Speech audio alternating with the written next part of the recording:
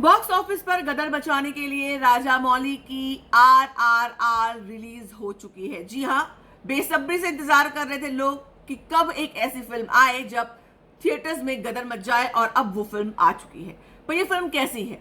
आपको फिल्म देखने थिएटर में जाना चाहिए या फिर थोड़ा इंतजार के बाद OTT पर देखना चाहिए? इस बारे में बात करूंगी इस वीडियो में। अगर आपने सब्सक्राइब नहीं किया, जल्दी से कर लीजिए। तो RRR कहानी है दो किरदारों की, जिसे निभाया है रामचरण तेजा और जूनियर NTR ने, जिनके आने की खबर, एक साथ आने की खबर लोगों को उत्साहित कर रही थी। मैं भी लगातार ये सोच रही थी दोनों में से कौन ज्यादा मुझे प्रभावित करेगा। फिल्म शुरू होती है एक दलित लड़की के अगवा होने से। फिल्म अंग्रेजों के जमाने में सेटअप है, यानी 1920 में सेटअप है, और दलित जाति बच्ची को ले जाते हैं अंग्रेज, और वहां पर उस प्रजाति का लीडर जो होता है, रखवाला जो होता है, जूनियर NTR यानी भीम, वो जो है प्रण करता है उसे बचा कर ले आने का। दूसरी तरफ एक अंग्रेजों के शासन में काम करने वाला हिंदुस्तानी सिपाही है राम, जो बिल्कुल अपने लक्ष्य पर उसका ध्यान है, अपने कर्तव्य पर उसका ध्यान है। पर इसके पीछे कौन सी कहानी है, ये फिल्म देखने में पता चलता है।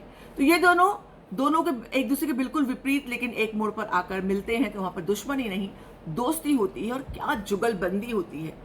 मतलब मैं ऑन स्क्रीन अगर दो हीरोज की, दो दोस्तों की जुगलबंदी की तारीफ करूं तो मुझे लगता है टॉप नॉट में ये आएगा।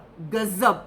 राम और भीम जब एक साथ स्क्रीन पर दिखते हैं, जब वो एक साथ नाचते हैं, जब वो एक साथ फाइट करते हैं, ओ माय गॉड, आप अपनी मेमोरी को बिल्कुल बचा कर रखना चाहोगे। एक एक सीन इस फिल्म में ऐसे रचे गए हैं, गजब।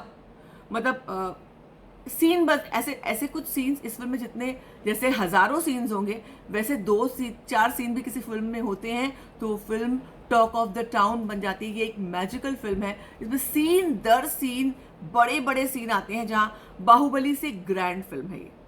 अगर मैं विजुअली बात करूं, सिनेमेटोग्राफिकली बात करूं, तो ये बाहुबली से बहुत ग्रैंड फिल्म है। इसमें सारे दृश्य बहुत ग्रैंड फिल्माए गए हैं, आप एक भी सीन मिस नहीं कर सकते। मेरी एक दोस्त मेरे साथ फिल्म देख रही थी, 3 बार उसने मोबाइल में ध्यान दिया और तीनों बार बहुत इंपॉर्टेंट सीन उससे मिस हुए, और मैंने उससे बताया। तो आप बिल्कुल भी मिस नहीं कर सकते। दोनों राम और भीम मिलकर क्या अपने मिशन को पूरा कर पाते हैं? क्या अंग्रेजी हुकूमत के खिलाफ लड़ पाते हैं?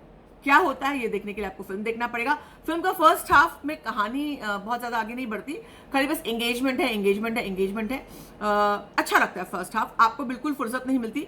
कब फर्स्ट हाफ आता है आपको पता नहीं चलता, लेकिन कहानी बहुत स्लो स्पीड से आगे बढ़ती है। जैसे ही सेकेंड हाफ स्टार्ट होता है, कहानी फर्राटे से आगे बढ़ती है, और कहानी के बहुत सारे डायमेंशन सामने आते हैं, और क्लाइमेक्स गजब का सीन फिल्माया गया है। क्लाइमेक्स में आपको गूज़बम्स आते हैं। फर्स्ट हाफ में जूनियर NTR का बोलबाला है, जबरदस्त सीन्स है, उनकी एंट्री भी रामचरण तेजा से ज्यादा बेहतर। दोनों की एंट्रीज गजब हैं, आपको एंट्रीज में ही पैसा वसूल होता है, 20 मिनट में पैसा वसूल है।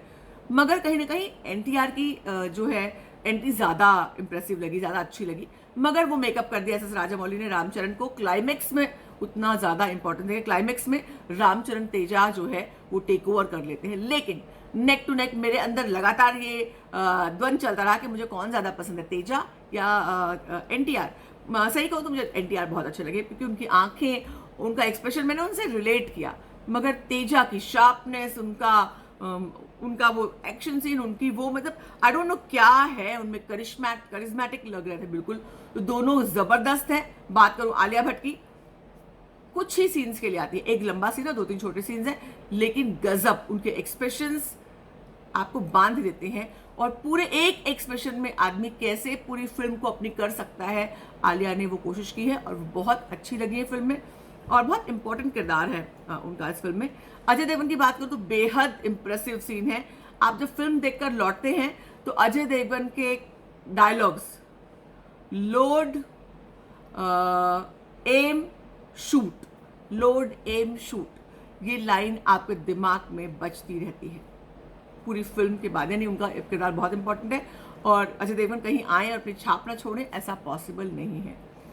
फिल्म में एक अंग्रेज एक्ट्रेस जेनी ने जो जेनी का किरदार है, वो भी काफी इंप्रेसिंग है। फिल्म के डायलॉग्स मुझे लगा थोड़े और बेहतर लिखे जा सकते थे हिंदी में। मुझे लगता है ओरिजिनल भाषाओं में शायद ये बेहतर होंगे डायलॉग्स, मगर हिंदी में थोड़े कमजोर है। वही बात म्यूजिक, गजब का म्यूजिक है, म्यूजिक बहुत गजब का है। लेकिन मुझे लगता है ये साउथ की बड़ी फिल्मों को यार, उनकी जो गाने होते हैं ना, वो हिंदी राइटर से रीराइट करवानी चाहिए। मुझे पता है उस म्यूज़िक में अरेंज करना होता है, लेकिन ये फिल्मों का इंतज़ार, इन गानों का इंतज़ार पूरी पब्लिक करती है। तो अगर वो गाने वो लिखे तो शायद ज़्यादा बेहतर होगा, लेकिन नाचो नाचो के साथ आप नाचेंगे, जननी के साथ आप इमोशनल होंगे। लास्ट में जो तीनों जन का राम, भीम और आर्या के किरदार का जो परफॉर्मेंस यहाँ पे अजय देवगन भी आते हैं, वो देखकर आप एंजॉय करेंगे। एस राजामौली ने एक एक सीन, अगर मैं कहूँ तो एक एक सीन जो है पूरी तरह से मैग्निफिसेंट तरीके से, जादुई तरीके से बुना है। आप एक भी सीन मिस नहीं कर सकते। और अगर मैं कहूँ तो इसको अगर आपने थिएटर में जाकर नहीं देखा तो ये एक बहुत बड़ी गलती आप करेंगे, क्योंकि इस तरह की फिल्में बार बार नहीं बनती है। जैसा कि मैंने कहा, इस तरह की एक दो दृश्य किसी फिल्म में आ जाए तो वो फिल्म बड़ी बन जाती है। तो ये फिल्म तो पूरी की पूरी ऐसे सीन से भरी पड़ी है, मतलब नॉर्मल सीन्स ही नहीं है। आप सोचिए ना, थोड़ा 2-5 मिनट नॉर्मल आया, कट्टू large frame, large frame, large frame और गजब गजब का। अगर आप 3D में देखते हैं तो आपको और ज्यादा मजा आता है फिल्म देखने में। अगर फिल्म के प्लस पॉइंट्स तो मैंने बता दिए, सब कुछ प्लस पॉइंट है। आप पूरी फिल्म बेहतरीन मास्टरपीस है। सिर्फ एक चीज, अगर बाहुबली से आप इसको कंपेयर करेंगे तो थोड़ा सा इमोशंस क्वेश्चन जो है, इमोशनल क्वेश्चन थोड़ा सा यहाँ पर कम लगता है, कम पड़ा है। लेकिन मैं क्लियर कट कहूंगी, उसको तेजा और एनटीआर, जूनियर एनटीआर के कॉम्बिनेशन ने पूरा हटा दिया है। उनको देखते ही आपके अंदर तमाम इमोशन जागने लगते हैं। आप इतने ज्यादा एक चेहरे में मुस्कुराहट आती है, आप कंटिन्यूसली आप एक सीन भी मिस नहीं करना चाहते। कुछ कुछ सीन तो मैग्निफिसेंट है, मतलब आप याद रखेंगे।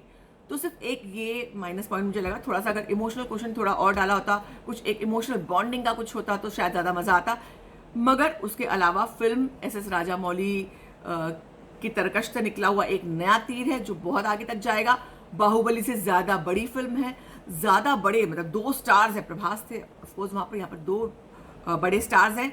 और मैं ये कहती हूँ, इस फिल्म के बाद, हालांकि रामचंद्र तेजा को ज्यादा जानते हैं हिंदी दर्शक, लेकिन इस फिल्म के बाद जूनियर एनटीआर को दर्शक जानने और पसंद और प्यार करने लगेंगे, क्योंकि इस फिल्म में बहुत लवेबल किरदार है उनका।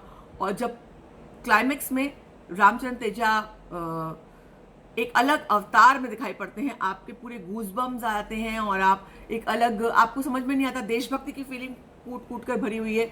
कहीं ना कहीं देशभक्ति से प्रेरित ये फिल्म है। उसके बैकग्राउंड में दोस्ती की और तमाम मुद्दों की कहानी है, लेकिन ये फिल्म आपको एक जबरदस्त तरीके की का अनुभव देती है, जो अनुभव अगर हमें मिल रहा है, हम इस एरा में हैं जहां एस राजामौली फिल्म बनाते हैं और हम थिएटर में जाकर वो फिल्म देख सकते हैं, तो वो ना देखना गुनाह होगा। क्योंकि ऐसी फिल्म, अगर आप फिल्म पसंद नहीं करते, फिल्म देखना तो बात अलग है, मगर अगर आप फिल्मों के शौकीन हैं, फिल्म आपकी दिल में कहीं धड़कन बढ़ाती है, तो ये फिल्म आपको जरूर देखनी चाहिए। इस फिल्म को दूंगी मैं 4.5 स्टार्स।